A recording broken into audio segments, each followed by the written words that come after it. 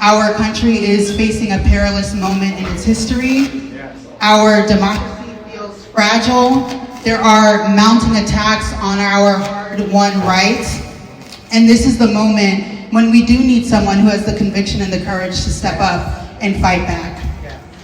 So as we thought about the landscape facing this country, facing the city that we all love, facing this organization, one candidate quickly rose above the rest, and that was Dr. Harris.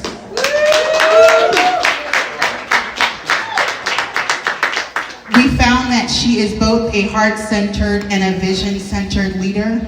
I always said that she was someone after my own heart, as someone who loves justice.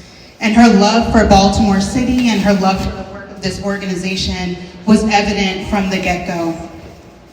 Her belief in PJC's work and in the impact that we can all have on this city, on this country, was energizing and palpable. And with her leading us, I know that we're poised to fight for justice and win at a time when our country needs it the most.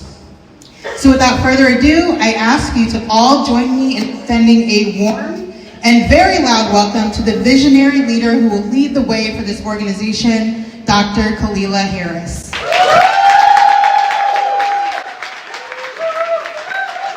I am so honored to be back to Baltimore.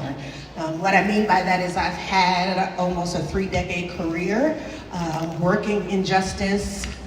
My original foray into justice here in Baltimore was when I was a student at the University of Maryland School of Law. Working with, interestingly enough, housing and predatory lending with a mentor, Brenda Bratton-Blum. And then I worked with Community Law in Action, where I was leading programming to make sure young people understood that they were a part of justice and not outside justice. Where I then moved into 10 years with the Baltimore Freedom Academy, which was a school focused on justice and project-based learning. I've served with the Obama administration, I've served with the Biden administration. I worked with the Real News Network, doing left of left reporting. Also worked with the Center for American Progress, leading their K-12 policy team, and most recently was at the Center for Policing Equity as Executive Vice President for Program Strategy. All those things have a through line, and that is, I was purposed to do justice work. I was born to do it. I'm the child of Jamaican and Costa Rican immigrants. I was born in Brooklyn, New York, and came to Baltimore when I was a mere 16 years old, young lass, to attend the Morgan State University, our national treasure. Give it up to Morgan State. But as a 16-year-old walking around campus and beginning to do volunteerism at then the Lexington Terrace Elementary School, which no longer exists, I knew there was an issue. I knew I had very smart children in front of me who were not being served, whose families did not have the resources necessary to ensure that their brilliance could be seen by everyone, and that's driven my life. I have 3 daughters, Jordan, Jameson, and Kendall. They are my life. And I also know I was purposed to be their mother. And I feel that I was also purposed to be in Baltimore. PJC is in its 40th year. I see John Nethercutt back there. Hey, John. And I anticipate helping to support strengthening an organization that will thrive in its next 40 years.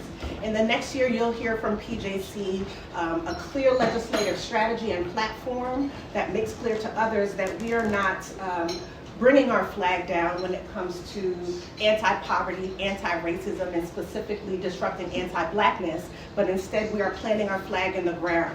While some other entities are choosing to scrub their websites from statements about DEI or statements about equity and justice, we are anchoring ourselves and making sure people understand what we fight for and how they can partner with us in that fight. It by no means does it make sense for us to retreat from tyranny, and no justice has been won by people complying in advance. Yes. Instead, at PJC, we will be pushing forward and inviting all of you to join us in that fight.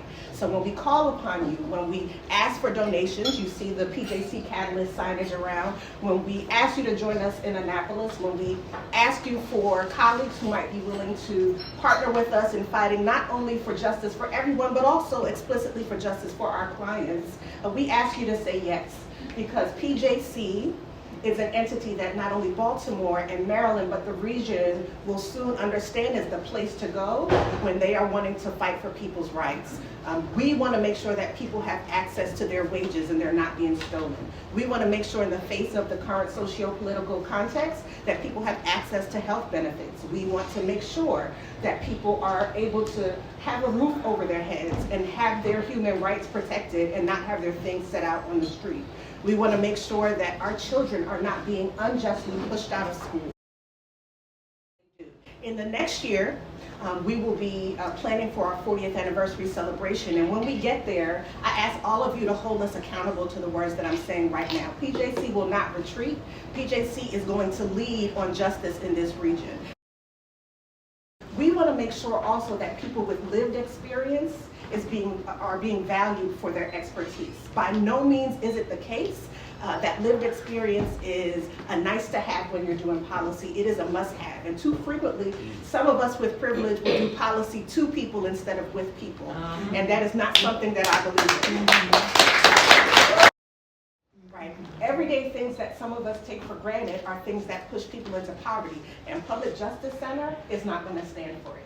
So I ask you all again to stand with me, to stand with us, to make sure that people can achieve their joy and justice. Thank you all for coming tonight.